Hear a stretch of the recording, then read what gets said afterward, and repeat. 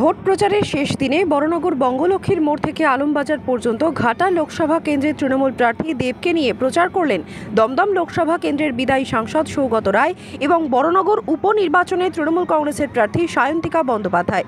শেষ দিনের প্রচারে মঞ্চে বক্তব্য রাখতে গিয়ে আবেগপ্রবণ হতে দেখা যায় প্রফেসর সৌগত রায়কে। তিনি বলেন এটাই তার শেষ নির্বাচন, এরপর আর ভোটে দাঁড়াতে পারবেন না তিনি। মমতা বন্দ্যোপাধ্যায় এবং দমদম লোকসভা কেন্দ্রের বিভিন্ন বিধায়কদের ওপর ভর করে এই নির্বাচনে লড়তে দাঁড়িয়েছেন তিনি।